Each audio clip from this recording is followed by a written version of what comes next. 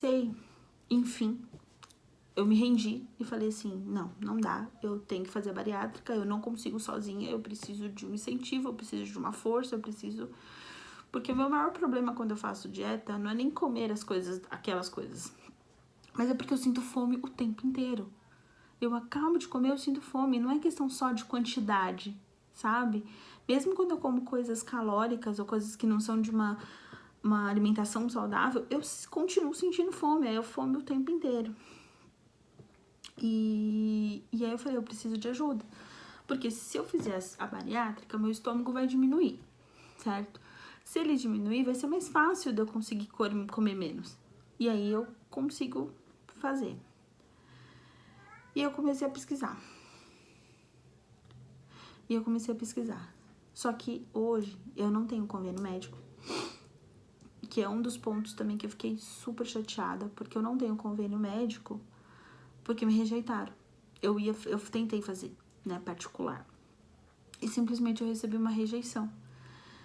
E eu não tenho por que ser rejeitada, eu não tenho nenhuma doença pré-existente. Quer dizer, eu só tenho pressão alta, né? Comparando com o peso que eu tenho, só ter pressão alta já é, nossa, é um alívio, né? Tipo, mas eu tenho pré-diabetes, tô com pré-diabetes hoje. Mas na época eu não tinha nada. E o plano rejeitou. E aí eu tava sem convênio médico. E aí eu fui procurar pelo SUS. Só que pelo SUS, agradeço o SUS porque muita gente precisa e tudo mais, mas pelo SUS é muito complicado. Eu entraria numa fila de espera, além de conseguir primeiro fazer uma consulta, entraria numa fila de espera que poderia levar até 5 anos pra conseguir. Eu falei, gente, daqui 5 anos eu não sei nem se eu vou estar viva, né? Porque eu tenho problemas de saúde, né, derivados disso. E aí eu falei assim, beleza, deixa eu ver quanto fica uma particular. Eu quase caí pra trás, né, porque girava em torno de 40 a 60 mil, assim, depende, né, da localidade que você fosse fazer, do médico e tudo mais. Eu falei, gente, eu não tenho esse dinheiro, não tem como, sabe, não tem possibilidade de eu ter esse dinheiro. Convênio médico, eu não conseguia. Não estou trabalhando em uma empresa, então eu não tenho convênio médico empresarial. Aí eu comecei a ver minhas chances esgotadas, porque eu falei assim, por mais que eu vá me inscrever, são 5 anos, é muita coisa, é muita gente precisando também. E a gente sabe que as pessoas que estão com problemas maiores passam na frente. E tá tudo bem, porque é uma lógica, mas tipo, eu ainda ia continuar esperando. Até que eu pesquisando mais a fundo, eu vi que em Curitiba, mesmo pelo SUS, o processo era muito mais rápido. Podia sair em 1 ano. E aí eu virei pra minha mãe e falei assim, mãe, eu vou mudar pra Curitiba. Ela falou assim, o quê? Eu falei, fazia pouco tempo que eu tinha me mudado da casa dos meus pais. E eu falei assim, se eu pago o aluguel aqui, eu pago o aluguel lá. E vou deixando os trâmites do SUS de lá correr. Porque morando lá, eu tenho residência lá, eu posso estar no SUS de lá. Aí ela, Kelly, calma, que não sei o quê. Mas eu já tava até vendo casa pra alugar. Porque era uma solução que eu tava vendo que era a solução mais viável no momento. Passou um pouco, né, esse frenesi que eu tava. E aí meu pai chegou em casa um dia e eu tava lá na casa deles. E ele chegou em casa e ele falou assim, a filha de um amigo meu fez a cirurgia lá em Curitiba. Eu falei assim, como assim? Né? Tá, fez por convênio, fez pelo SUS. Aí ele falou assim que fez particular. Ela pagou um valor mais acessível e por isso ela conseguiu fazer. Ela fez agora em junho. Eu vi ela já tá diferente. Eu falei, pai, como assim? Ele falou assim, não, eu vou te levar lá pra conversar com ela. E eu fui. Aí eu conversando com ela, ela falou que foi tranquilo, que foi rápido, o processo todo foi rápido e que você pagava um valor X e fazia todos os exames lá com eles num único dia. E que o processo todo era rápido, né? Você conversava com o médico, o cirurgião, ele ia ver se você era apta a fazer a cirurgia, se você precisava da cirurgia mesmo. E gente, não tem como dizer que eu não sou, porque imagina que eu tenho 1,57 de altura e na época que eu conversei com o médico, eu pesava 127. Eu já tinha chegado a 131 quilos, mas na época que eu conversei com o médico, eu tava com 127. Com pressão alta, com uma pré-diabetes, com gordura no fígado e provavelmente, não é certo, mas é quase certo, com a apneia do sono. Ou seja, muitos fatores que colocavam a minha vida em risco, né, de qualquer forma. E beleza, eu conversei com o médico e eu voltei pra conversar com a minha mãe e com meu pai. Falei, gente, o que vocês acham, né, tal, por quê? Porque inicialmente, mesmo que era um valor mais acessível, eu não tinha o dinheiro pra pagar. Eu não tinha aquele dinheiro todo. Por mais que eles eram acessíveis também no pagamento, né, eles parcelavam, mas não era um parcelamento como um carnê que você faz lá 24 vezes e paga, não. É um parcelamento, existe um parcelamento, mas não é um parcelamento tão, né, tão grande assim.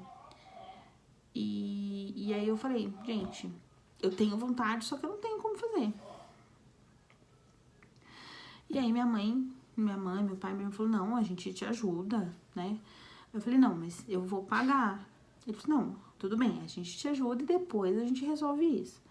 E aquilo ficou na minha cabeça. Eu falei assim, só que tudo isso aconteceu, né? Eu pesquisar sobre a cirurgia e eu conheci a menina que fez, conversar com ela, tudo agora na pandemia. E aí eu fiquei, gente, e agora? Faço ou não faço? Tá com pandemia, tem risco de vida e não sei o quê. E aí eu falei assim, gente, risco de vida por risco de vida, eu já tô correndo risco de vida só de estar viva. Porque eu posso não acordar, eu posso simplesmente deitar pra dormir e não acordar, entende? Porque, tipo, tem coisas que eu tenho que é assim, né? E eu falei, não, eu vou fazer os exames. E eu fui. Na verdade, primeiro, antes disso, ela falou assim, você pode fazer todos os exames aqui, se tiver tudo certinho, você já opera no dia seguinte ou no outro, né? Então, era um processo muito prático. Você só precisa fazer a endoscopia antes, porque se você tiver com H. pylori, que é uma bactéria que muita gente tem no estômago, se você tiver, a gente precisa tratar ela primeiro antes de você fazer a cirurgia. Falei, tá bom. Eu não conseguia marcar, eu ia pagar, eu não conseguia pagar, porque nenhum local podia me atender.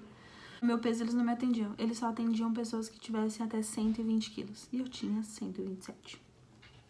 Não sei se por uma questão de anestesia, se por uma questão de maca, eu sei que não tinha. Eu achei 2 hospitais que faziam, só que o valor era surreal, era em média de R$1.500. Só que com R$1.500 eu conseguia fazer todos os exames lá em Curitiba. Aí eu falei, beleza, eu vou fazer todos em Curitiba. Só que eu não ia poder me operar em seguida, porque minha mãe queria que meu irmão fosse comigo, né, pra ter alguém lá comigo. E meu irmão, nesse momento, ele acho que ele tava viajando, ele não podia. Enfim, ele não podia, ele só ia poder no mês seguinte, que era agosto.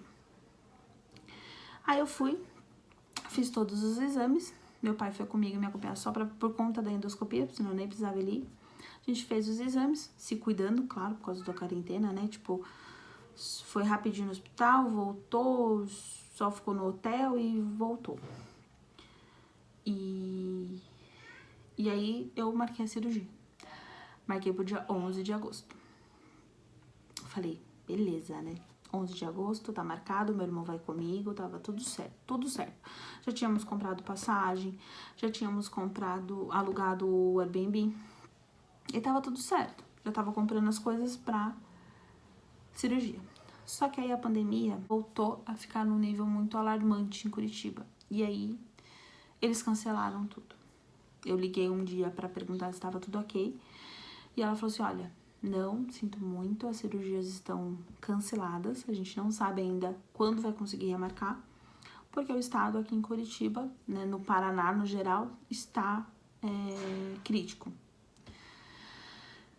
E, gente, aquilo pra mim foi, assim, eu acho que foi uma das noites mais difíceis que eu tive. Eu estava sozinha na minha casa, recebi essa notícia e eu não conseguia parar de chorar, porque eu me sentia muito mal. Porque, tipo, pra mim tinha acabado o meu sonho, sabe? Eu sabia que, tipo, ia dar pra fazer cirurgia depois, mas sabe quando você tava tão entusiasmada com uma coisa que você queria tanto mudar a sua vida, que você não via a hora de mudar a sua vida, e de repente não vai mais acontecer. Eu fiquei muito mal, muito puta, porque, tipo, tudo veio à tona, sabe? O fato de eu não conseguir sozinha, o fato de não me permitirem ter um plano de saúde, porque é um absurdo.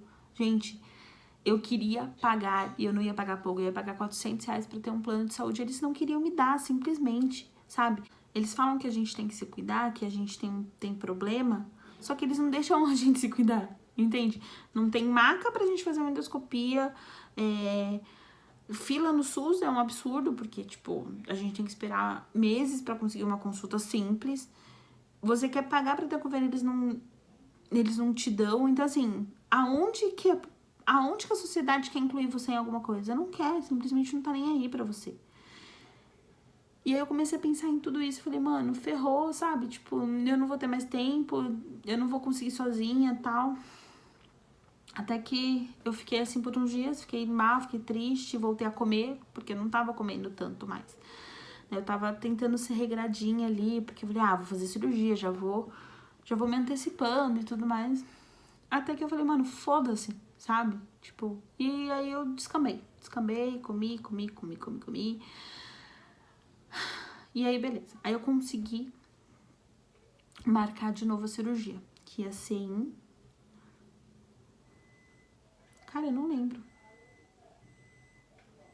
Acho que ia ser 13 de setembro. Então mudou pra um mês depois. Eu sei, pode parecer, nossa, a menina se desesperou, chorou pra um mês.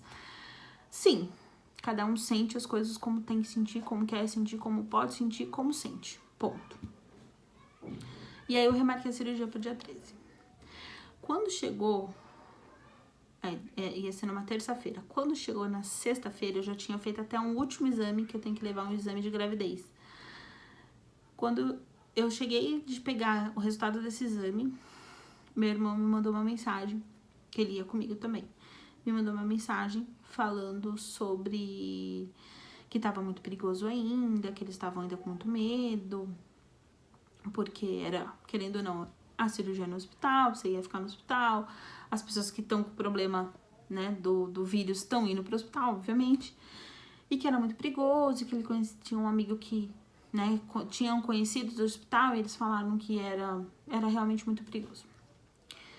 E aquilo ficou na minha cabeça, sabe? Eu comecei a falar, mano, eu vou fazer isso agora, sabe? E se alguma coisa acontecer? Ou depois de fazer a cirurgia, eu não ia voltar pra casa pra não pôr meus pais em risco. Aí eu comecei a ficar, tipo, sem saber o que fazer, sem rumo. Aí eu cancelei a cirurgia. E falei assim, pensei comigo, né? Conversei com os meus pais e falei assim, gente, depois da cirurgia, eu vou ter que fazer uma reeducação alimentar total. Não tem jeito, tem que fazer. Por que eu não faço isso? Se eu vou ter que fazer uma reeducação alimentar e fazer exercício fazendo ou não a cirurgia, por que eu simplesmente não faço tudo isso e não faço a cirurgia?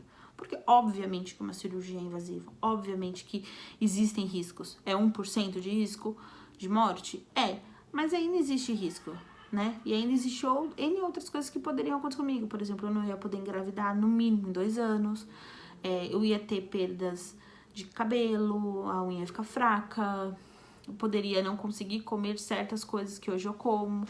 Até aí tudo bem, né? A gente não pode comer uma coisa, beleza, você vive. Mas eu comecei a pensar em tudo isso, sabe? Será que a cirurgia é o melhor passo mesmo? Aí eu voltei atrás. Só que eu comecei a fazer a dieta. A dieta não. Comecei a me reeducar, né? Então eu comia direitinho, eu tentei tirar os carboidratos ruins, tipo arroz, macarrão, farinhas, essas coisas eu não comia. Quando eu comia alguma coisa de farinha, era farinha de aveia.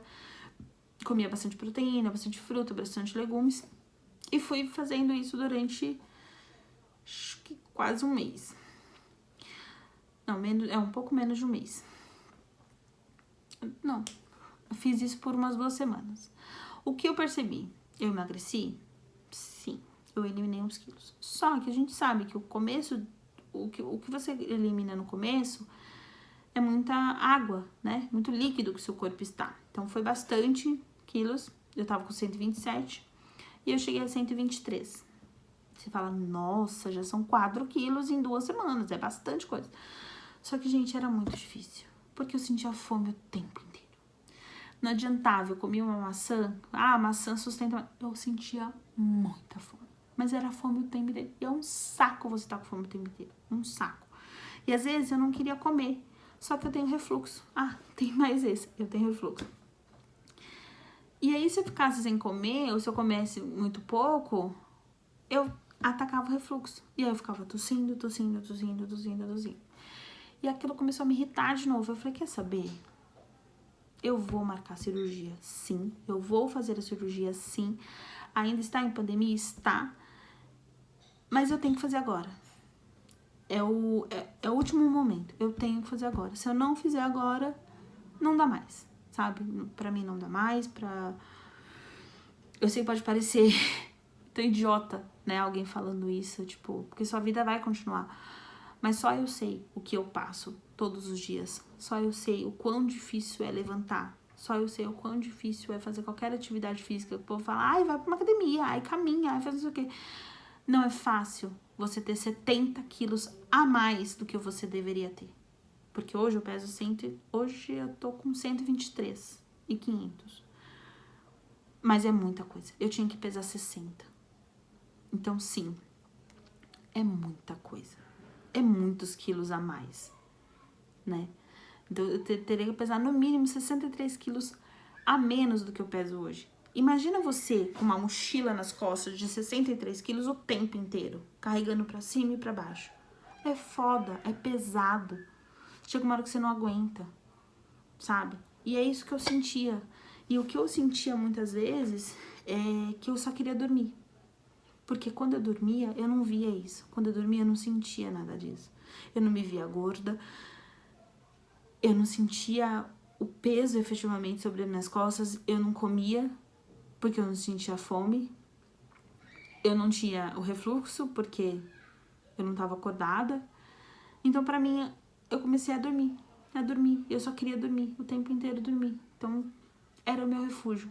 Só que ninguém tem que viver assim, ninguém merece viver assim, sabe? Tipo, eu quero ter uma vida, eu quero sair, eu quero curtir, eu quero ir pra festa, eu quero conhecer gente, eu quero namorar, eu quero, sabe? Eu quero ter uma vida. E eu sinto que nos últimos 15 anos eu só trabalhei, porque de resto, o que eu fiz? Tá, eu viajei algumas vezes, não posso negar que foram boas viagens. Mas mesmo quando eu viajava, eu sempre tinha os problemas, eu sempre tive as sensações ruins, sabe? É horrível você ir, por exemplo, eu tava na Disney e não conseguia ir numa montanha-russa. Por quê? Porque minha bunda não entrava no carrinho, sabe? Isso é muito ruim. E óbvio, eu não culpo ninguém por isso, eu só culpo a mim mesma, porque foi eu que comi as coisas que me fizeram chegar até aqui. Mas eu não comi totalmente consciente, sabe? Eu não fiz as coisas, eu vou comer porque eu quero ficar gorda. Não, sabe? Você não é assim, ninguém é assim. E aí foi isso. Isso tudo aconteceu e foi sempre muito difícil, muito doloroso e eu não aguento mais. E eu preciso mudar. E aí eu decidi remarcar a cirurgia. Ela tá marcada pro dia 14 de outubro. Meu irmão vai comigo. Eu já estou nos procedimentos antes da cirurgia, né?